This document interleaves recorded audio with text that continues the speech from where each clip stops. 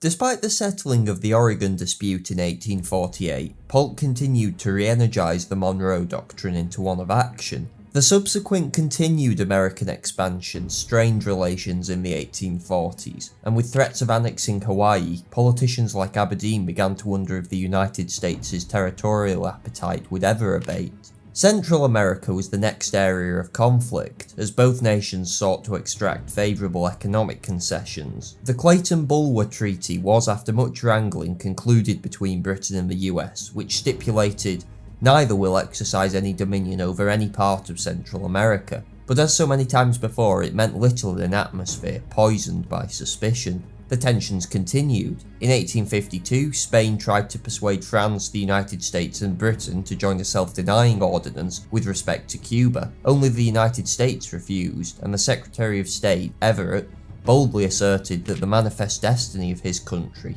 would involve the acquisition of all European territories in the Americas. In 1852, Pierce, an expansionist, was elected president. It was obvious the struggle in Central America was far from over. In February 1853, Russell brusquely rejected Everett's thesis, and in the following year, Clarendon assailed the Monroe Doctrine itself.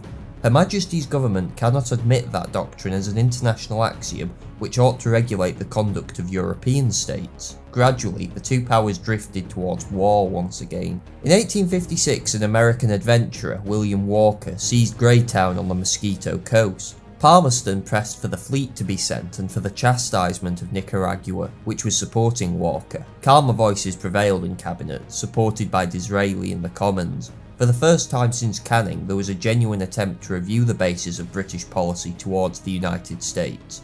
As Disraeli observed, if England is to regard every expansion of the United States as an act detrimental to her interests and hostile to her power, we shall be pursuing a course which will involve this country in struggles that may prove of a disastrous character.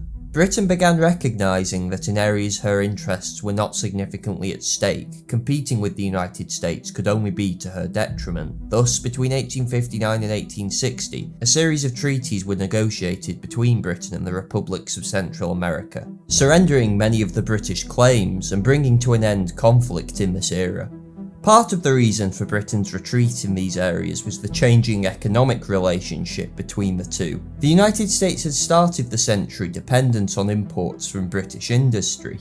By the 1850s, this was clearly no longer the case, as the United States' own industrialisation began in earnest. US industries were, by the end of the century, beginning to outpace their British counterparts. They were helped by Britain's dogmatic commitment to free trade, which allowed the dumping of American products in the imperial market.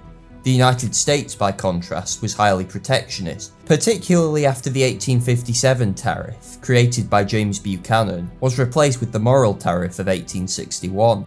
This protected US industries from British competition, but was in reality far too high and helped give the country its infamous robber barons. Britain should have retaliated, especially once the immense agricultural potential of the United States was opened up in the 1870s that would go on to swamp Britain's domestic sector. But the dogma of free trade was too strong, and so the imperial market was increasingly encroached upon by the US. Nonetheless, by 1860, Anglo-American relations were then on a much better footing, but the establishment of the Confederacy in 1861 would bring a new period of difficulty. Palmerston could barely conceal his hope that the United States would disintegrate. On the whole, however, British opinion was divided over the Civil War. There was sympathy for the Confederacy among certain trading groups, the aristocracy, and those who disliked Yankee arrogance. Anti-slaving groups and radicals tended to prefer the Union. The American Civil War itself dealt a great deal of injury to British commerce, as the Union imposed a blockade upon Confederate ports, thus seriously damaging the important cotton trade with Britain.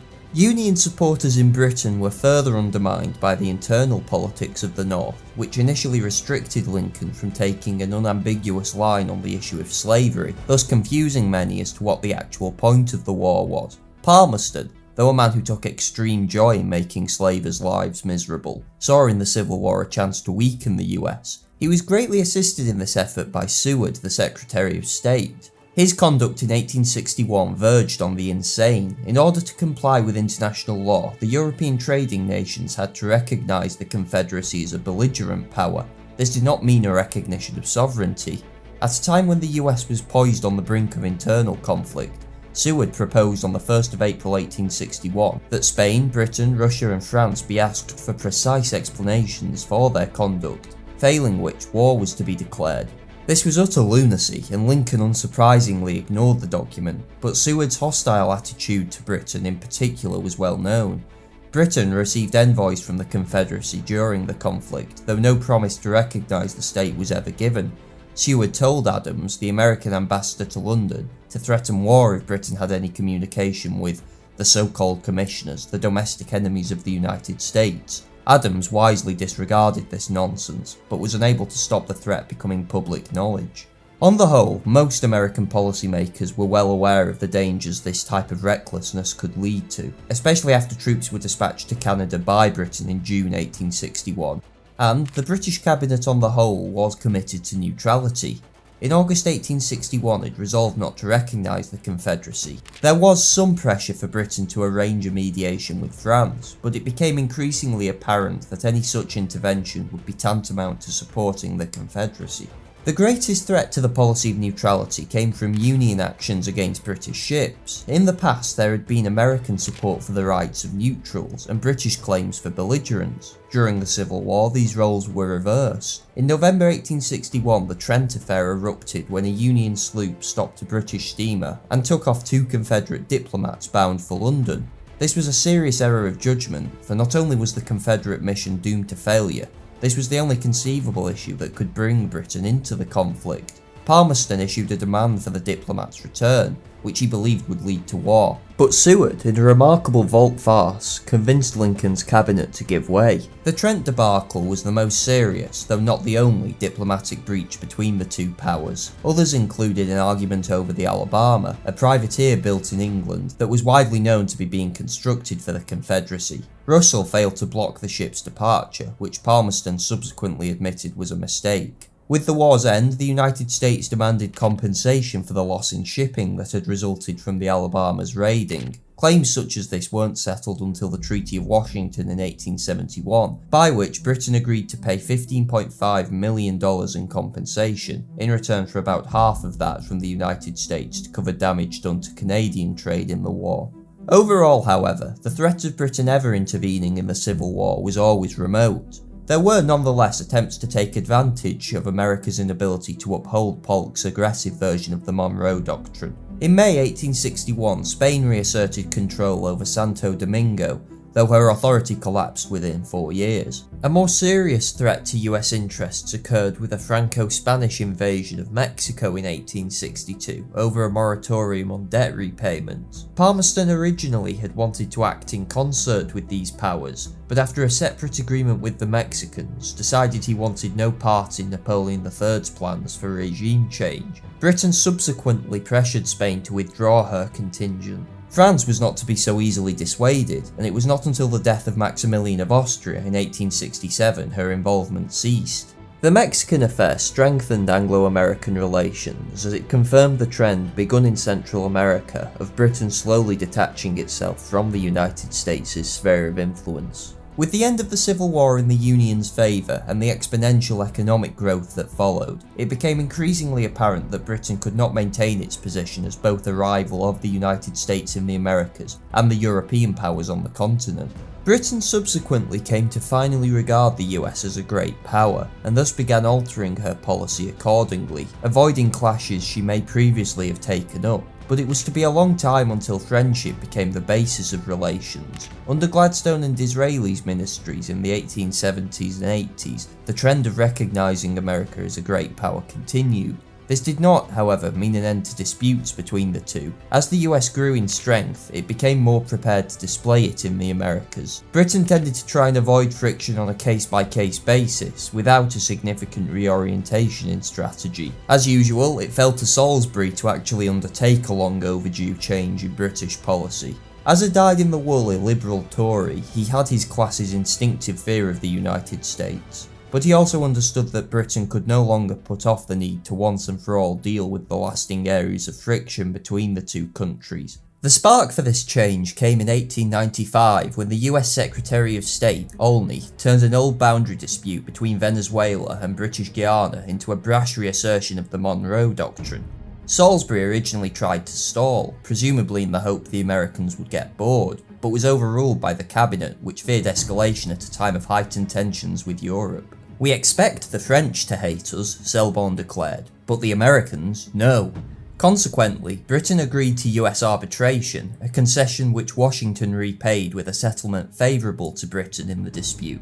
London had, in effect, tacitly accepted the Monroe Doctrine meant American hegemony in the hemisphere. Salisbury and his successor at the Foreign Office, Lansdowne, then moved to eliminate all remaining sources of tension, relinquishing British claims to Panama, where the US intended to build a canal, on Alaska's boundary, where Canadian interests were sacrificed, and in the Spanish-American War of 1898, where Britain, as the only European power not openly hostile to the United States, wrecked German attempts to form an anti-American bloc, and subsequently supported US control of the Philippines over Germany's claim. The Spanish-American War in many ways marked the penultimate evolution of the Anglo-American relationship. Almost overnight, the United States had carved out for itself a seat at the world table, and showed itself to be an imperial power, capable of projecting strength globally. It was, however, testament to how successful the change in attitudes in both countries had been, that this newfound imperial status did not herald a new era of rivalry. On the contrary, in the opening decade of the 20th century, the presidency of Roosevelt showed it was now possible to combine the previously mutually exclusive beliefs of American expansionism and a somewhat pro-British stance. Roosevelt found a use for his country's rapidly growing economic strength in the creation of a large battle fleet. It was again a testament to the increasingly warm relations that, though Britain was nervous about the expansion, it provoked nothing like the reaction Germany's naval program did.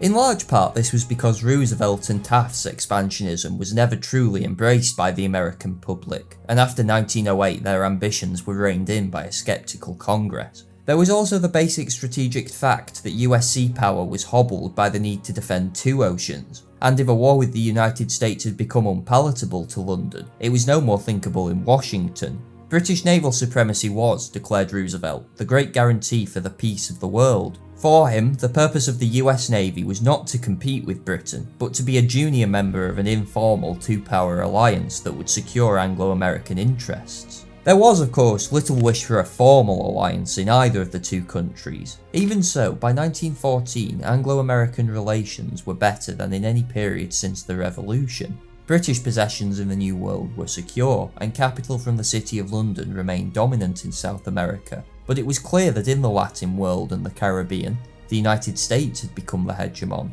The contest over who would dominate the Americas was over. 1914 would bring about the start of a new competition for control of the world.